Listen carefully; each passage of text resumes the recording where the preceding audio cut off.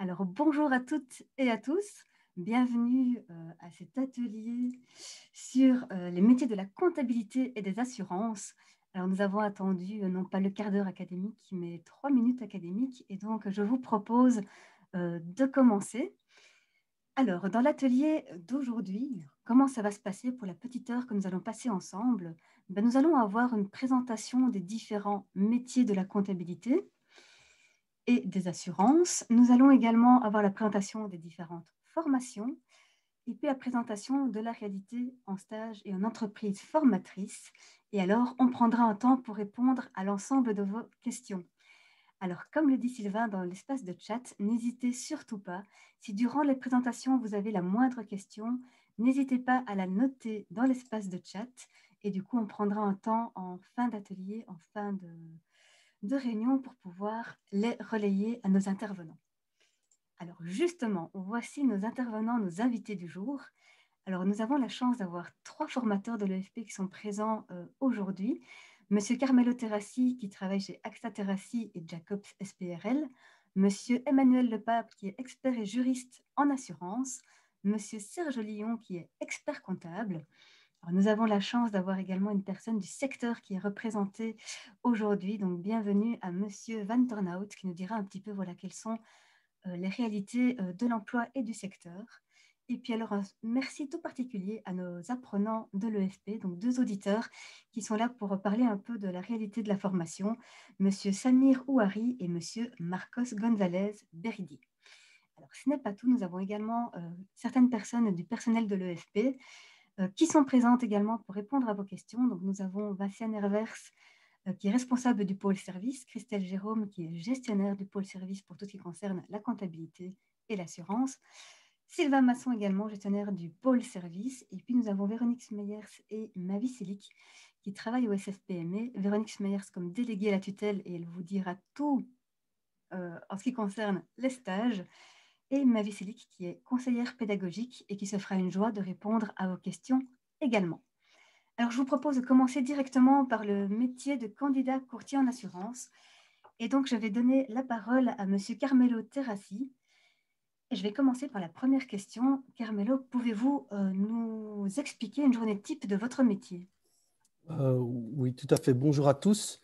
Alors, une journée type, c'est assez compliqué parce que la particularité de notre métier, c'est justement qu'il est très varié et qu'on a affaire à toutes sortes de personnes, plein de métiers différents, évidemment, que ce soit des particuliers ou des entreprises.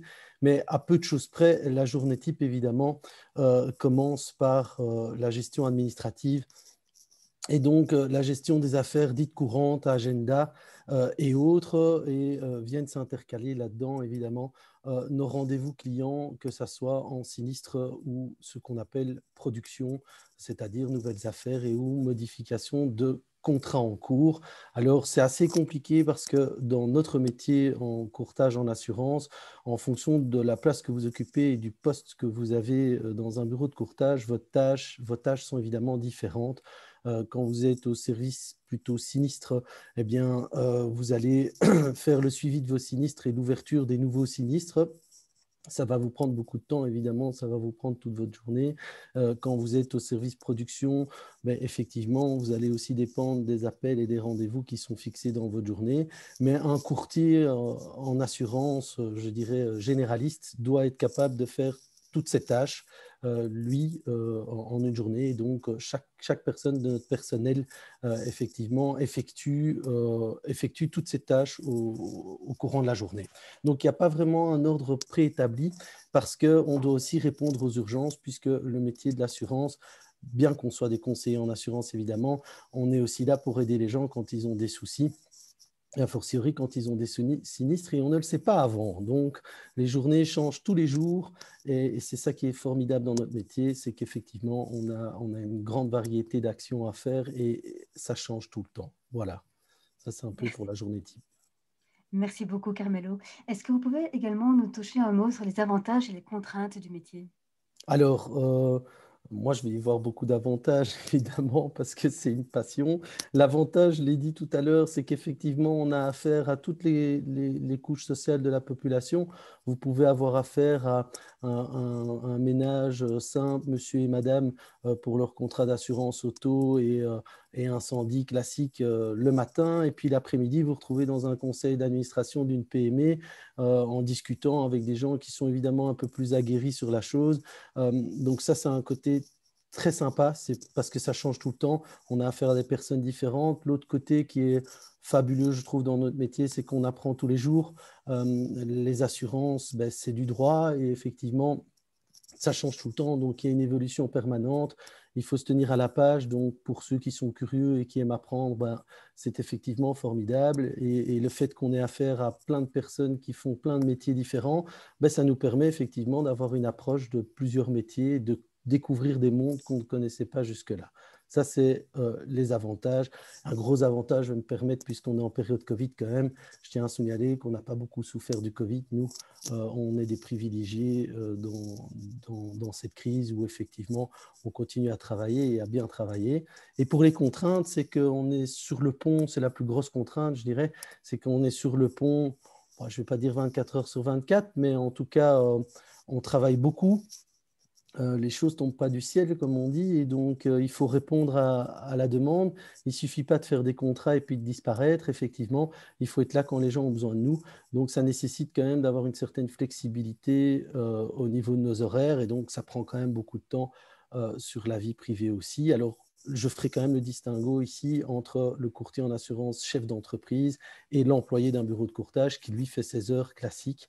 Rassurez-vous, il y a aussi moyen de ne pas être débordé de trop. Mais enfin, voilà, c'est le petit inconvénient. Il y a une certaine pression aussi. Le monde des assurances, ce n'est pas un monde que je qualifierais de bisounours où effectivement, à un moment donné, tout le monde est beau et tout le monde est gentil. Il faut jouer des coudes pour défendre ses clients. Et donc, ça demande un investissement certain et une petite dose de stress quand même aussi avec. Voilà, ça c'est pour les contraintes. Merci Carmelo. Et alors, au niveau des débouchés et donc l'avenir du métier, est-ce qu'il y a des débouchés? Alors, ça, c'est fabuleux puisqu'on a la chance, en Belgique, on ne fait jamais rien comme ailleurs. Il faut quand même bien préciser qu'en Belgique, le premier mode de distribution de l'assurance, c'est le courtage en assurance.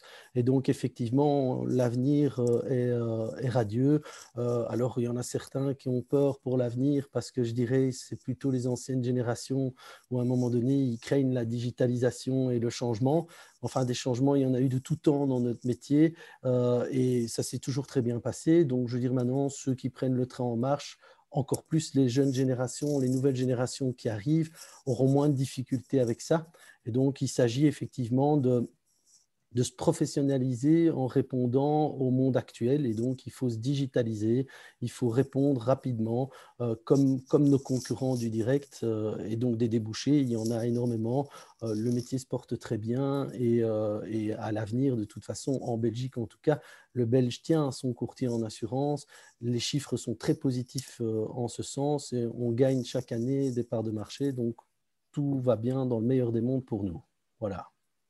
Super. Merci beaucoup, Carmelo Terrassi. Du coup, je vais passer la parole à Monsieur le Pape Emmanuel, qui lui a peut-être aussi d'autres éléments à apporter sur le métier de candidat courtier en assurance.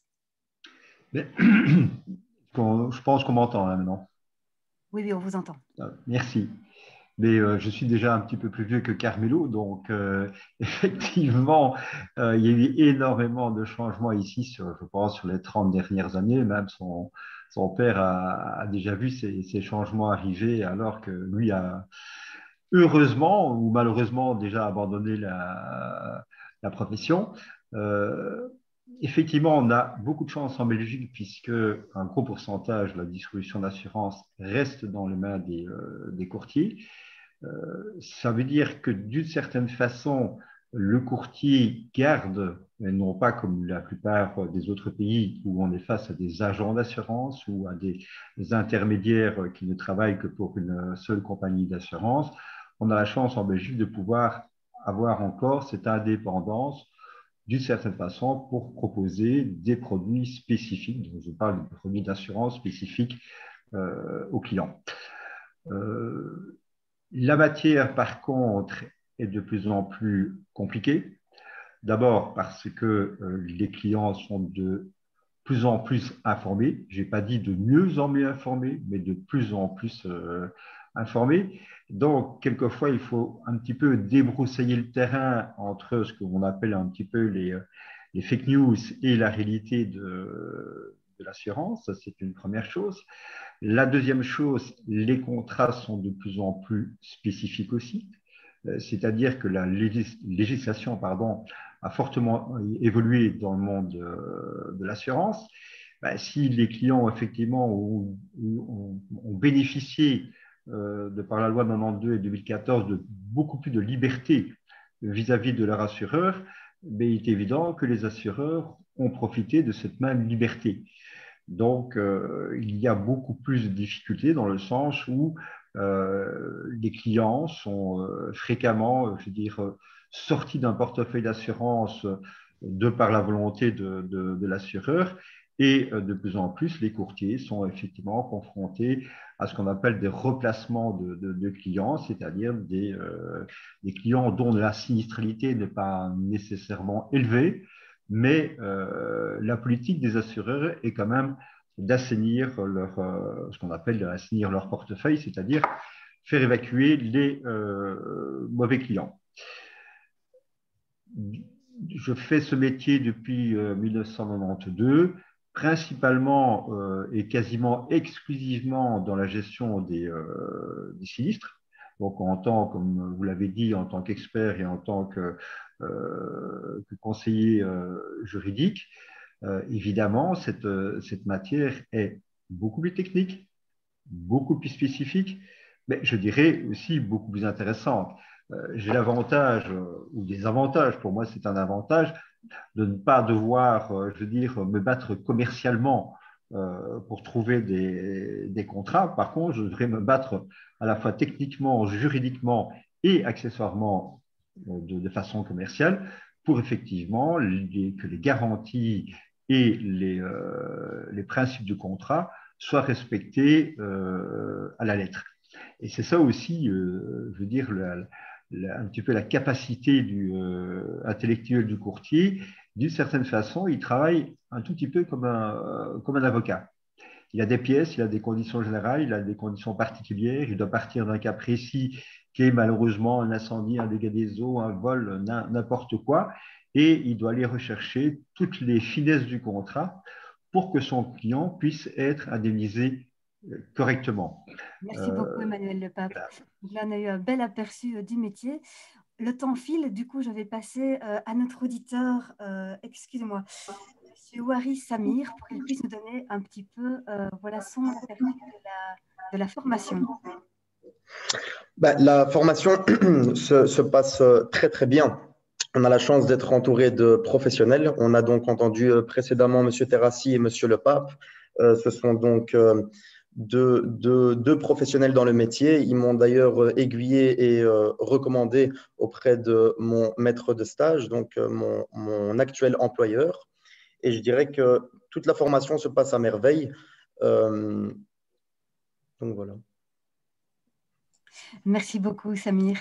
Alors, écoutez, je vous propose de passer du coup au métier de candidat expert comptable. Et donc, je vais appeler Monsieur Lyon Serge à nous expliquer la journée type d'un candidat expert comptable ou un expert comptable. Bonjour à tous. Un peu comme monsieur Terrazzi, hein, je pense il y a une comparaison entre nos métiers très certainement, hein, puisque ce sont des métiers de service, des métiers de consultance, des métiers de conseil avant tout, hein, je l'écris en grand et en gras. Et donc, exactement comme il l'a formulé, une journée, et c'est la richesse du métier, une journée type n'existe à peu près pas, puisqu'il y a des journées où vous êtes derrière votre table à rédiger des rapports, il y a des journées où vous êtes en clientèle à essayer de bien appréhender les difficultés de vos clients S'il a des difficultés, hein, les difficultés peuvent être de multiples ordres, puisque une société ou une personne physique peut être plutôt très riche et peut plutôt être à la recherche d'une voie pour payer moins d'impôts, ou bien cette même personne peut être en difficulté.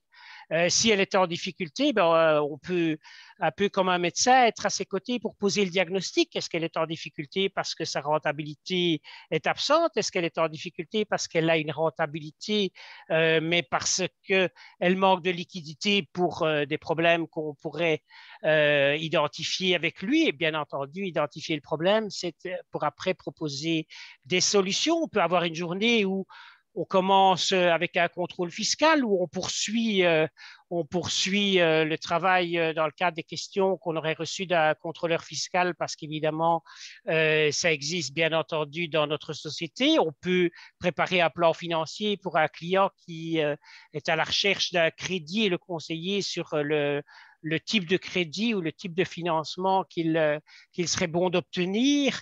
On peut faire des missions légales, hein, donc notre profession, si vous obtenez le titre auprès de l'Institut, vous permet de faire des missions qui sont prévues dans le Code des sociétés et des associations, et donc c'est aussi excessivement intéressant de se pencher sur le contenu de ces rapports, de diligenter tout ce que nos instituts nous demandent de diligenter pour finir à poser votre signature et votre cachet en bas du rapport en disant voilà, j'ai terminé, j'atteste ceci ou cela. Que dire encore? Il y a les périodes, hein, je vous vois venir, Madame Flamme, en disant, et au fond, qu'est-ce qui est plutôt moins amusant dans votre métier? Vous avez des périodes où vous êtes concentré sur les déclarations TVA, où vous êtes concentré sur les déclarations à l'impôt des sociétés, ou sur les déclarations qu'est-ce que j'ai oublié, à l'impôt des personnes physiques, hein, donc ce sont les grands types de déclarations, et elles reviennent évidemment annuellement, trimestriellement ou mensuellement.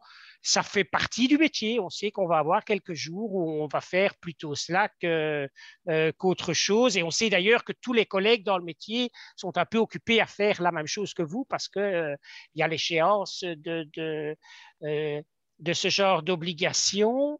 Je regarde ma liste, je n'ai parlé ici que du métier d'expert comptable, de comptable ou d'expert comptable externe. Vous pouvez aussi travailler pour une société et être directeur financier, occuper contre d'autres postes en interne, comme chef comptable, bien entendu, contrôleur des gestions ou auditeur interne, par exemple. Merci beaucoup. Et du coup, vous avez balayer l'ensemble des questions qu'on avait à vous poser, donc c'est très très bien. Non, je suis sûr que non. Je suis sûr que non, il y en a encore bien d'autres. Alors, je propose de passer à l'auditeur et de revenir du coup au métier de candidat expert comptable vis-à-vis des questions qu'auront les différents participants à cet atelier. Donc, peut-être pour Monsieur González Beridi Marcos, est-ce que vous pouvez nous dire voilà, comment vous vivez votre formation et comment vous alliez du coup les cours et les stages? Alors, comment je vis ma formation? Très bien. Déjà, j'ai envie de dire que c'est une grande chance que de pouvoir suivre cette formation, parce que j'ai pu mettre en pratique mes savoirs.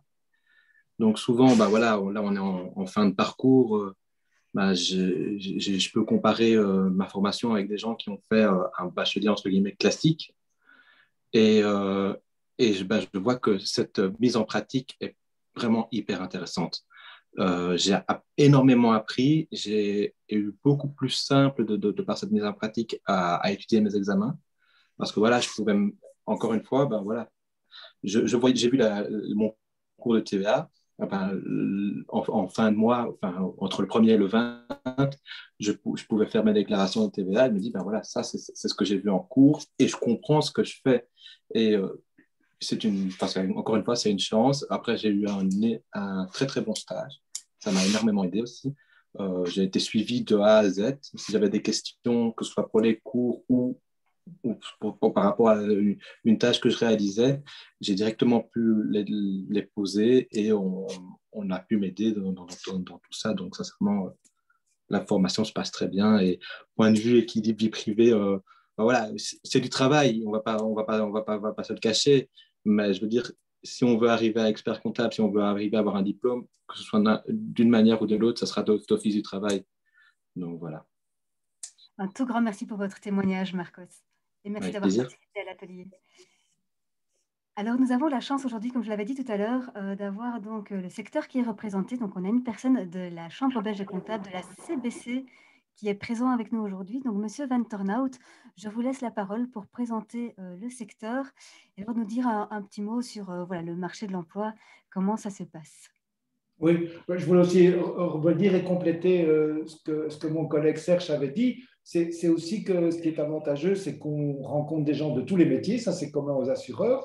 Et alors aussi, il y a les périodes, c'est-à-dire qu'on accompagne les entreprises quand elles démarrent. Donc, on étudie des plans de start-up. Parfois, on doit dire aux gens, ben, ça ne va pas, vous êtes tout seul et vous allez ouvrir 3 magasins, ça n'ira pas.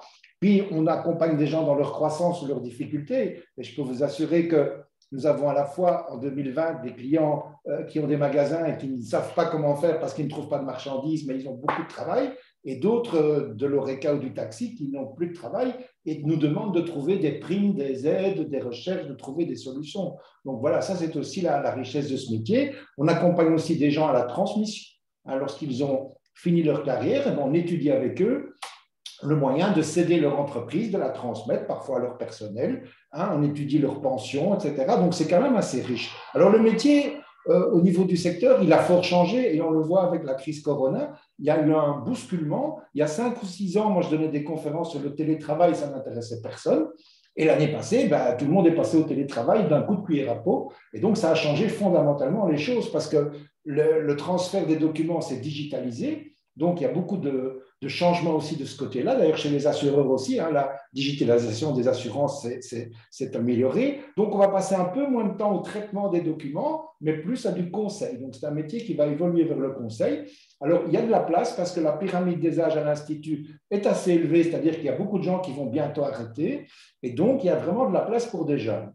Alors, la particularité de la relation EFP-CDC est très intéressante puisque, comme l'a dit l'auditeur, là, le fait de voir ce stage, de pouvoir étudier, de mettre en pratique dans un stage dans un cabinet, ça permet souvent aussi à trouver du travail après ou à devenir un partenaire. Moi, par exemple, dans mon cabinet, on est 12 personnes, il y en a quand même 5 qui sont des anciens élèves CBC et qui sont là depuis 10 ou 15 ans. Donc, c'est bien la preuve qu'il y a moyen de rentrer dans un cabinet, de grandir, parce qu'on a des choses, on a un socle commun, c'est la formation, c'est l'accompagnement. On a pris les gens au tout début, on leur a appris à travailler, ils ont suivi leurs études, et ça, c'est très, très intéressant. Alors, au niveau de rentrer à l'Institut, il n'y a vraiment aucun problème. Le parcours est difficile, il ne faut pas se le cacher, mais c'est un métier où je pense très peu de gens ont des difficultés à la fin du mois. Je crois que c'est quand même un métier qui paye très correctement et qui permet d'avoir, en fond, une vie très sereine et très riche de rencontres de différentes entreprises, de différentes personnes et de différents secteurs. Un tout grand merci, Marc. Alors, je vous propose maintenant de passer du coup à la partie des formations qui intéresse beaucoup de monde au vu des nombreuses questions du chat. Et donc, je passe la parole à Vassia Nervers qui va tout nous expliquer de ces belles formations. Alors, je vais essayer de répondre à toutes vos questions. On va commencer peut-être par la formation candidat courtier en assurance, puisque c'est celle-là par laquelle on a commencé. Donc, c'est une formation qui est donnée en 2 années, donc 2 années de formation. Comme condition d'accès, vous devez avoir le certificat d'enseignement secondaire. Ce certificat est obligatoire. Il n'y a pas de dérogation possible pour ce métier puisque au terme de la formation, pour pouvoir obtenir un numéro FSMA, qui est l'organisme qui contrôle un petit peu les courtiers en assurance, vous devez avoir absolument ce CESS. Donc malheureusement pour ce métier-là, pas d'examen d'admission. Donc CESS, ça veut dire 6e secondaire, 6e général, 6e technique, 7e professionnel. Donc voilà un petit peu les diplômes qui vous permettent de rentrer en formation candidat courtier en assurance. Au terme de la formation, vous obtenez un diplôme chef d'entreprise candidat courtier en assurance et également un certificat de gestion. Alors, les cours, je vois dans le chat, on pose les questions par rapport aux jours de cours. Alors, les cours se donnent en soirée, 3 soirs par semaine, les lundis, mardis et jeudis soirs, de 18h à 21h30. Donc, voilà, en gros, pour la formation candidat courtier en assurance. Le stage n'est pas obligatoire, mais évidemment vivement conseillé pour pouvoir allier pratique et théorie. Alors, candidat, expert comptable, conseiller fiscaliste. Alors, je vais essayer de vous expliquer ça parce qu'on a 2 niveaux de formation à partir de l'année prochaine. Donc, on a un parcours qui est un tout nouveau parcours qui maintenant va être lancé l'année prochaine. C'est un parcours qu'on a en partenariat EFP-CBC. C'est un parcours sur 2 niveaux. Alors, c'est un parcours qui va vous mettre dans les meilleures conditions pour obtenir les dispenses à l'examen d'entrée à l'ITA. Vous avez vu sur le slide que M. Van Ternhout a présenté. Donc, au terme de votre formation en comptabilité, vous devez éventuellement vous inscrire à l'ITA. Et donc, l'ITA va vous demander un examen d'entrée qui concerne toute une série de matières. Nous, on va vous donner toutes ces matières pour que vous puissiez obtenir un maximum, ou en tout cas être dans les meilleures conditions pour obtenir les dispenses à cet examen d'entrée. Alors, le niveau 1, pour qui? Le niveau 1 est pour les personnes qui ont un CESS ou, si pas de CESS, un examen d'entrée est possible. Donc, CESS pour le niveau 1, ça veut dire 4 ans de formation. 3 années pour le niveau 1 et 1 année pour le niveau 2. Ces cours sont donnés pendant donc 4 ans à raison de 2 jours par semaine, le lundi et le jeudi, 16 heures par semaine en journée. La 4e année est une année en soirée, donc 3 soirs semaine. Je vais passer au niveau 2. Donc le niveau 2, c'est pour toutes les personnes qui auraient déjà un diplôme qui vous permet d'accéder à l'inscription à l'ITA. Donc, il y a toute une série de diplômes qui permet cette entrée à l'ITA, des diplômes de promotion sociale, des diplômes de bachelier, de master qui comportent des matières comptables et qui vous permettent de vous inscrire directement à l'ITA. Mais peut-être que vous n'avez pas l'entièreté peut-être des matières ou des compétences. Et là, on vous propose de venir vous spécialiser dans une 4e année pour obtenir ce niveau 2. Donc, ce niveau 2, il sera accessible déjà aux personnes qui ont ce diplôme qui vous permettent d'accéder à l'ITA. Je ne vais pas vous les citer tous ici parce qu'il y en a vraiment, vraiment beaucoup. Mais donc, allez sur le site de l'ITA, c'est assez bien détaillé et vous trouverez les diplômes. Sur notre site internet et sur la fiche métier également, vous allez pouvoir trouver la formation. Et donc, vous pouvez obtenir déjà après 3 ans un diplôme chef d'entreprise et le certificat de gestion. Et après les 4 ans, évidemment, le complément niveau 2. Merci beaucoup, Vinciane. Alors, on reviendra sans doute à toi par rapport aux questions-réponses plus tard. Là, je propose de passer à la pratique en entreprise et du coup, je donne la parole à Véronique Smeyers. Oui, voilà, donc au niveau de la pratique en entreprise, vous avez la possibilité d'effectuer un stage en alternance au moyen d'une convention de stage encadrée par un délégué à la tutelle du SFPME. Donc cette convention de stage, c'est un contrat de 38 heures par semaine, heures de cours comprises. Donc concrètement, cela signifie que si vous avez 2 jours de cours, vous irez travailler 3 jours en entreprise. Durant les congés scolaires, comme vous n'avez pas cours, là, vous devez aller travailler toute la semaine chez votre patron formateur. Donc, c'est le cas pour toutes les vacances scolaires, juillet et août également. Ce qui veut dire qu'au niveau des jours de congé, vous êtes vraiment assimilé à un employé et vous avez droit à 20 jours de congé par an. La contrepartie, c'est que vous êtes rémunéré. Vous percevrez 460 € par mois en première année et ça ira jusqu'à 920 € en dernière année, en 3e année. Le stage en alternance est vivement conseillé. Tout d'abord, comme vous avez pu l'entendre par les auditeurs qui sont intervenus, ça vous permet de mieux comprendre le métier en posant des questions aux personnes qui vous encadrent en entreprise, puisqu'il faut savoir que vous serez encadré par une personne qui a au minimum 5 ans d'expérience dans le métier. Et ça vous permet également...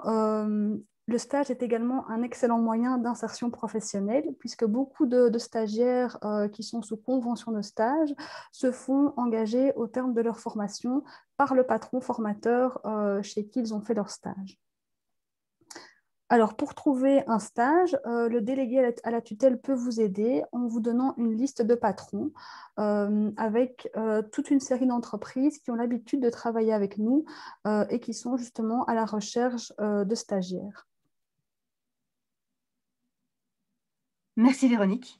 Alors je pense qu'on va revenir à toi parce qu'il y a pas mal de questions dans le chat et du coup, ce que je propose c'est de passer aux questions-réponses et donc Sylvain, Christelle, n'hésitez pas à nous relayer les nombreuses questions de nos participants. Oui, voilà, donc on a eu pas mal de questions concernant le métier d'expert comptable. On a notamment M. Rodrigue Tonle qui nous demande quel est le salaire d'un expert comptable débutant nouveau diplômé de l'ITA. Donc ça, je ne sais pas si c'est peut-être M. Van Toornout qui pourrait... Marc, tu peux répondre? Oui, on parle de salarié, là. On parle de salaire, hein, on ne parle pas d'un... De salaire, oui. De salaire, oui. Ah, je dirais, vraiment, le démarrage en stage, en général, c'est de l'ordre de 2500-2700 bruts.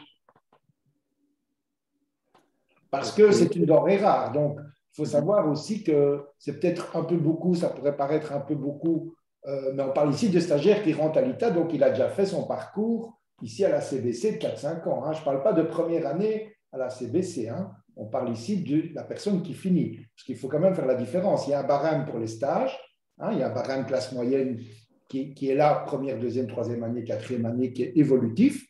Alors, la fiduciaire peut aussi convenir d'arrangements en plus. Évidemment, pour l'étudiant, ce qui est très important, c'est par exemple d'aménager ses périodes de travail pour qu'il puisse bien préparer ses examens. Donc, quand on a l'habitude, ben, on organise ça pour qu'ils travaillent un peu plus à des périodes où on a besoin d'eux et puis qu'ils puissent se libérer pour préparer leurs examens. Mais par contre, quand ils ont fini, ben, ils ont tout de suite un accès et je peux vous assurer que toutes les compagnies d'intérim sont directement là pour essayer d'attraper des jeunes comme ça parce que c'est une denrée rare aujourd'hui. Quand on cherche quelqu'un dans une fiduciaire, on a vraiment difficile à trouver. Hein. Ça, c'est vraiment le problème. Donc, c'est pour ça que ce qui explique que le premier accès est déjà assez intéressant au niveau prix. Après, il y a plein d'avantages et je veux dire que c'est un métier qui requiert quand même une connaissance assez transversale.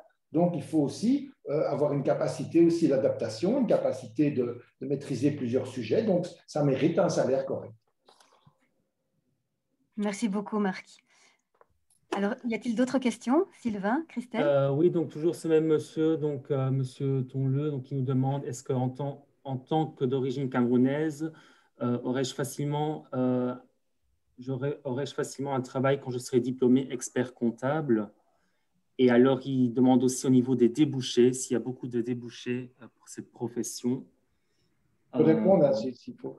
Je me souviens quand je faisais la liste des diplômes, puisqu'à la CBC, on fait chaque année les diplômes, je devais m'entraîner parce qu'on avait jusque 50 nationalités différentes. Hein, donc, je veux dire, ce n'est pas un problème, encore une fois. Par exemple, dans ma fiduciaire, moi, j'ai une CBC qui est russe, j'ai un équatorien, j'ai une espagnole et une marocaine. Voilà, donc, vous voyez, déjà, dans une petite fiduciaire comme ça, la diversité, elle est là, c'est vraiment pas un souci. Je crois que c'est plus une question de capacité de pouvoir prendre ce costume, ce métier de comptable qui n'est pas facile. Et je vais quand même dire une chose, mais il y a toujours des débouchés. Je me souviens du meilleur élève de la CBC, il avait fait les 6 ans à l'époque, il avait eu des 90%, et il est venu travailler chez moi, au bout de 3 semaines, il a arrêté. Il était incapable de passer d'un coiffeur à un taximan et à un docteur et une société qui clôturait. Il savait se concentrer que sur un dossier. Et donc, il est parti travailler comme directeur financier dans une grande entreprise.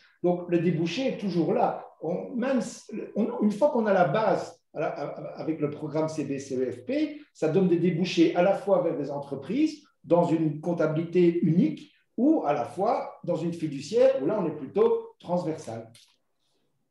Merci beaucoup. Alors, je vois une question qui vient de tomber. Je ne souhaite pas devenir courtier en assurance. Me recommanderiez-vous de suivre la formation candidat courtier en assurance si je souhaite travailler comme employé en assurance, voire peut-être comme conseillère mutualiste? Peut-être Carmelo Terrassi ou Monsieur Le Pape? Oui, je veux bien répondre sans souci. Si vous êtes employé dans un bureau de courtage en assurance, vous serez a fortiori courtier en assurance si vous avez suivi la formation. Vous pouvez aussi aller travailler en compagnie d'assurance et donc pas forcément être courtier en assurance, mais quand même travailler dans le secteur et être conseiller mutualiste. Les assureurs sont des mutuelles et ont un rôle mutualiste, donc de mutualité. Donc effectivement, on parle de mutualisation du risque, c'est un métier très, très similaire et donc vous parlerez aussi d'assurance en tant que conseiller mutualiste et donc c'est une corde en plus à votre arc, très clairement, de suivre cette formation, même si à la base, ce n'est pas fait pour ça. Voilà. Merci beaucoup, M. Terrassi. Sylvain, Christelle, je vous rends la parole. Alors, j'ai Christophe Rigel ici donc, qui demande, donc toujours pour la formation expert comptable, est-ce que c'est courant d'avoir un emploi au lieu d'un stage pendant la formation d'expert comptable? Alors, courant, non, mais ça arrive que des gens, effectivement, ont un emploi. Encore une fois, ce serait bien que l'emploi soit dans le métier, parce qu'il y a quand même 250 heures obligatoires à faire. Donc, là, ça devient un peu compliqué si la personne travaille dans tout à fait un autre domaine. Voilà. Et il y avait aussi également, il y a beaucoup de questions aussi sur le bachelier, pourquoi le titre a changé, que le titre de comptable, de candidat stagiaire comptable, est devenu candidat expert comptable. Donc, je ne sais pas si quelqu'un souhaite. Oui, moi je vais peut-être reprendre la parole. Effectivement, donc on a le nom en tant que tel, enfin peut-être M. Vanternoot pourra peut-être expliquer ça mieux que moi, mais en tout cas, le titre en tant que tel au niveau de l'ITA a évolué et donc il y a eu un nouvel arrêté ces dernières années.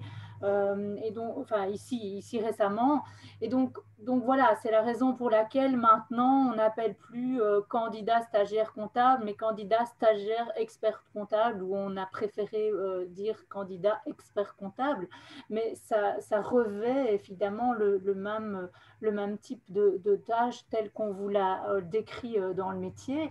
Alors au terme des 4 ans, je vois une question au terme des 4 ans de formation, c'est un bachelier reconnu? Non, ce n'est pas un bachelier reconnu, puisque le titre de bachelier n'est plus obligatoire pour pouvoir s'inscrire à l'ITA et être reconnu, avoir un numéro d'agrément ITA pour être expert comptable. Et donc, voilà, notre formation est reconnue dans les arrêtés pour pouvoir avoir cet accès à l'examen d'admission.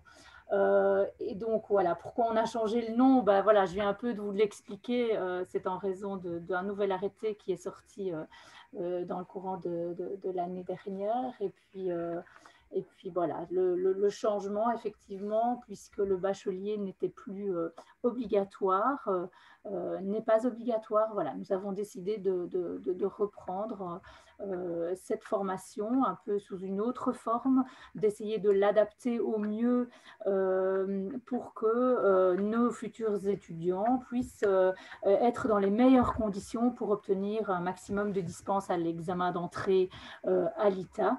Donc voilà, je ne sais pas si vous avez quelque chose à rajouter, peut-être, oui, Monsieur peut-être Vanternoot. rajouter que, de toute façon, oui, comme tu l'as dit, le titre a changé, c'est-à-dire qu'en Belgique, on était un des seuls pays du monde où il y avait 3 instituts. Il y avait les comptables, les experts comptables et les réviseurs. Bon, en France, par exemple, vous n'avez que les experts comptables, c'est tout. Et donc, on a décidé de se rassembler. Et donc, pour mettre tout le monde d'accord, c'est un peu comme quand on a mis la police avec la gendarmerie, on a dû se mettre d'accord. Et pour finir, tout le monde est devenu expert comptable. Et les experts comptables, anciennement, sont devenus experts comptables certifiés, puisque, comme Serge Lion en a parlé là tantôt, eux peuvent faire des missions spéciales. Donc, c'est une case en plus dans le métier qui permet de faire certaines missions spéciales. Pour ceux qui aiment, voilà, c'est une possibilité, ainsi que de la certification. Alors, d'autre part aussi, comme disait Christelle par rapport à la question sur le fait de travailler dans le métier, je pense que sincèrement, c'est beaucoup mieux. Je me souviens avoir eu des étudiants qui travaillaient par exemple dans un hôpital, absolument pas dans un service comptable. Ils avaient quand même très difficile à faire le lien avec le cours, puisque ici, on est vraiment dans un cadre d'accompagnement. Et si aujourd'hui, on a choisi la voie à l'ancienne, c'est-à-dire comme la CBC faisait toujours, c'était cette formation qui amenait à l'Institut, ben évidemment, c'est bien la preuve que c'est la pratique du métier accompagnée qui fait la réussite de l'accession au titre. Je vais peut-être apporter aussi une précision au niveau des stages.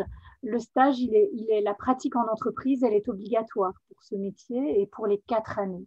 Donc, ça veut dire qu'on va vous demander une pratique en entreprise obligatoire. Bon, bah, voilà. Après, s'il y a des personnes qui travaillent, hein, je pense qu'il y a eu une question de quelqu'un qui travaillait et qui peut-être ne pourrait pas effectuer un stage à temps complet, puisque c'est un stage de 38 heures, eh bien, dans ces conditions-là, il y a des dérogations, mais de toute façon, il y a 250 heures de stage, alors non rémunéré obligatoire. Donc, si vous travaillez et que ce n'est pas dans le secteur, il faudra de toute façon trouver un moment pour pouvoir effectuer ces 250 heures de pratique obligatoire en entreprise. Merci Vinciane. Je reviens à Christelle. Est-ce qu'il y a d'autres questions dans le chat? Oui. Est-ce que, donc, ça n'arrête pas. Donc, bon, il y en a qui posent, est-ce que c'est plus intéressant d'aller faire un bachelier ou de suivre les années chez nous en alternance pour pouvoir intégrer l'ITA? Moi, je pense qu'évidemment, l'alternance est un grand atout. Donc, voilà, ça, c'est un peu une question à savoir ce que l'apprenant souhaite faire dans le futur. Mais c'est clair que s'il veut travailler comme candidat expert comptable, soit en interne ou soit comme indépendant et s'inscrire à l'ITA, je pense qu'il a tout intérêt à suivre notre formation avec l'alternance. C'est vraiment un plus pour lui. Voilà. Oui, il y a encore plein d'autres questions. Christelle, le bémol, pour compléter ce que tu dis, Christelle, oui. Moi je pense que vraiment, hein, alors on a plein d'autres métiers où effectivement on est en balance avec bachelier d'un côté, je pense notamment aux immobiliers où on a le bachelier en immobilier et notre formation chef d'entreprise, agent immobilier. Je pense que vraiment si ce monsieur a vraiment envie de s'investir dans la compta, je pense que l'alternance est une voie d'excellence pour pouvoir rentrer dans le métier en tant que tel. Si vous vous posez encore des questions par rapport à la pertinence de ce choix de la comptabilité, et si vous avez peut-être envie, vous ne savez pas vraiment si c'est vraiment ça que vous souhaitez faire, peut-être alors le bachelier vous permet peut-être après de vous ouvrir vers plus peut-être de vous réorienter par après. Mais si vraiment votre souhait c'est de faire de la compta, je pense que nous sommes une bonne option. Voilà. Alors Sylvain, est-ce que tu as d'autres questions dans le chat? Oui, donc je viens d'avoir une question donc, par rapport, candidat courtier en assurance, par rapport au stage. Donc j'ai Madame Gwenala Ishema qui demande s'il est possible de faire un stage dans une mutualité. Je ne sais pas si... Personnellement, je n'ai jamais entendu. Je ne pense pas, non. Véronique Smeyers, peut-être? Alors, comme je ne m'occupe pas du métier de l'assurance, je ne sais pas répondre à cette question, malheureusement. Je pense, Carmelo, je pense que... Oui, non, il touche à certaines branches d'assurance de par leur profession, mais je veux dire, pas plus qu'un comptable, puisqu'on parle des comptables, et donc effectivement, il ne balayerait pas toute la matière. Ce serait un non-sens que de pouvoir faire son stage auprès d'une entreprise pareille. Donc, voilà, je ne pense pas non plus. Alors, juste deux petites informations. Pendant qu'on va continuer à répondre aux questions-réponses, je vais lancer un sondage. Donc, ne vous inquiétez pas, c'est quelque chose qui passe devant votre écran. C'est juste pour pouvoir nous améliorer pour une année future. Et alors, deuxième petite chose, pour Vinciane Hervers, est-ce que éventuellement, si voilà, l'atelier vient à se prolonger, est-ce qu'il y a par exemple un contact à privilégier? Donc, je te laisse la parole, Vinciane. Oui, donc on a évidemment, il y a plein de questions qui arrivent et qui sont un peu disparates. On ne va pas pouvoir répondre individuellement à chacun et peut-être que vous êtes un peu frustrés de ne pas avoir des réponses. Vraiment, n'hésitez pas, on est là, on peut répondre à vos questions. Donc, parfois répondre, c'est un peu difficile. Il faut qu'on ait plus d'informations pour pouvoir vous répondre précisément par rapport à votre situation, par rapport finalement à votre projet de formation. Donc, n'hésitez pas à nous adresser un email à pôle.service@efp.be. Donc, je vais vous l'épeler. Peut-être que Christelle, je vais l'écrire. Ou Sylvain, vous pouvez le mettre dans le chat.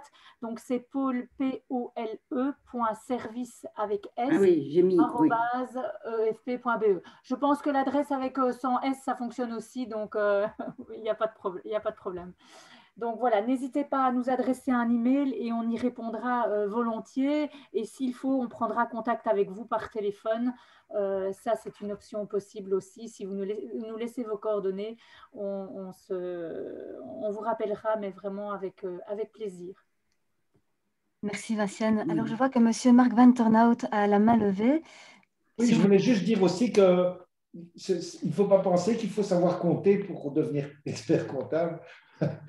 Ce n'est pas vraiment de l'arithmétique pure. Hein. Donc, on est plutôt des traducteurs, en fait. Donc, on traduit des événements d'entreprise dans des chiffres, mais ce n'est pas très compliqué en arithmétique, en tous les cas. Donc, ce n'est pas parce que quelqu'un ne serait pas très fort en arithmétique qu'il ne devrait pas se lancer dans la profession. Voilà, c'est quand même, je voudrais le préciser. Hein. Je ne sais pas ce que tu en penses, Serge. Je partage absolument ton avis. Je pense qu'avoir une affinité avec les chiffres est quand même bienvenu. Voilà. Mais je pense que ceux qui nous écoutent ont cette affinité. Je voulais encore dire un petit mot, puisque gentiment vous me redonnez la parole. Hein. Je pense que on ne peut pas comparer avec un bachelier ou encore avec d'autres formations. Il n'y a pas une formation qui est meilleure que l'autre. Je pense que ce n'est pas ça. Je pense que ce qu'on peut vraiment mettre en avant ici, c'est cette spécificité assez extraordinaire. Moi, j'aimais bien l'étudiant en comptabilité que je n'ai pas encore la chance de connaître puisque je donne cours un peu plus tard. Hein, j'espère l'avoir bientôt. C'est évidemment le fait de pouvoir voir la journée, enfin voir dans votre stage ce que vous avez vu en théorie, en parallèle et au fur et à mesure, ça c'est extraordinaire. Les cours étant donnés d'ailleurs par un tas de professionnels, hein. Je crois qu'on ne l'a pas assez souligné ici, je crois que c'est aussi une autre force de l'AFP, mais personnellement, je trouve qu'il faut vraiment choisir, il faut que chacun puisse choisir ce qui lui convient le mieux. Ça, c'est sûr. Et donc, les spécificités de l'AFP sont vraiment à prendre en compte dans ce choix, mais d'autres préféreront aller suivre des cours théoriques pendant plusieurs années pour avoir, par exemple, un bachelier. Pourquoi pas? Je veux dire, on est ouvert, mais nous faisons toujours le plan d'étudiants. On n'est pas vraiment inquiet par rapport à notre spécificité, si je peux dire. Merci beaucoup. Je me retourne vers Sylvain. Est-ce qu'il y a d'autres questions dans le chat? Comme Christelle le disait, donc effectivement, beaucoup de questions pour la formation expert comptable.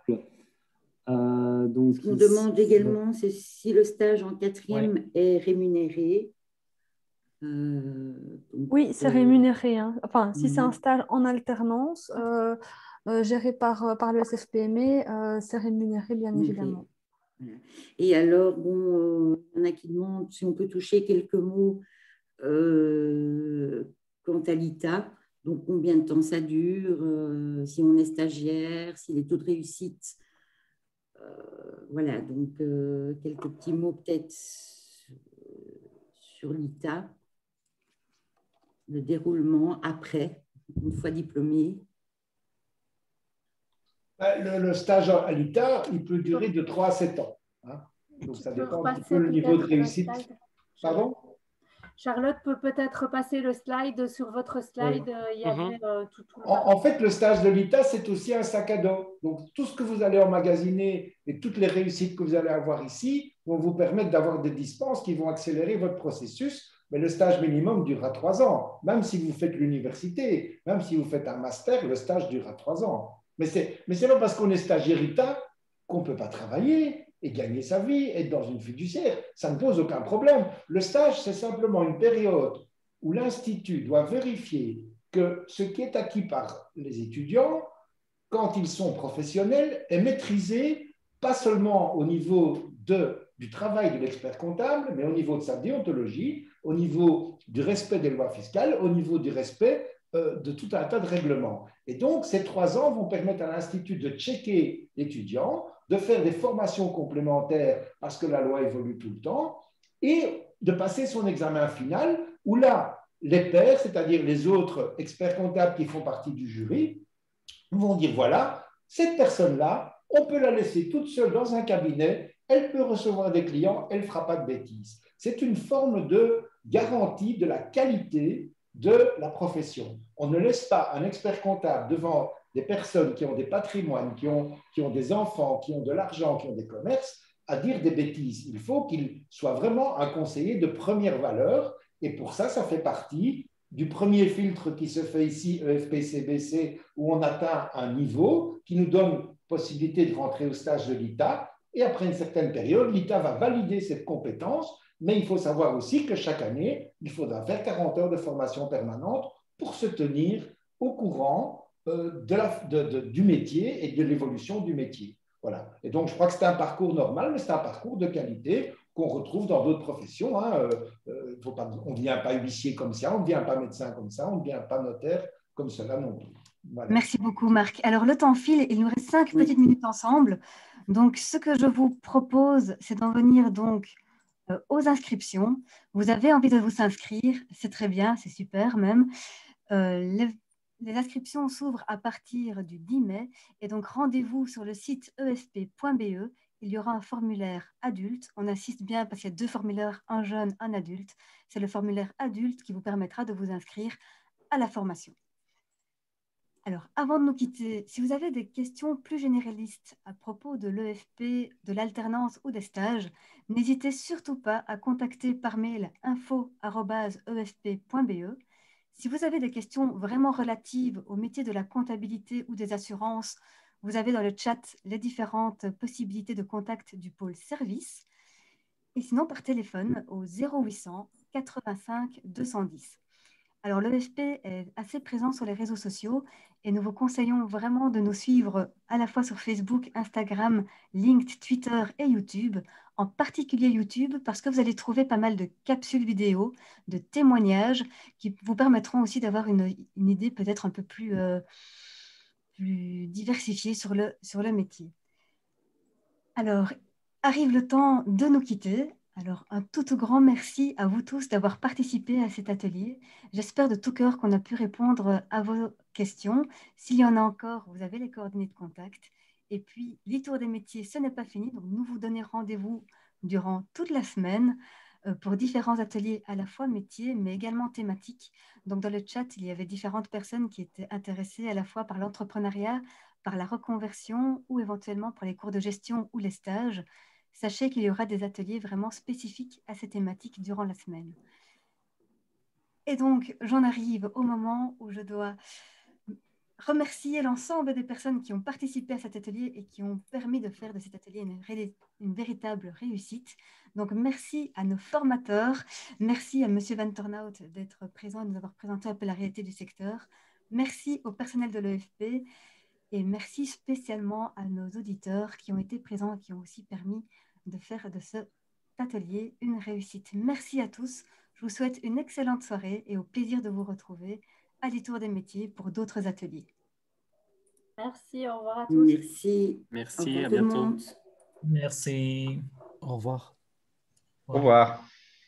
Au revoir. Au revoir.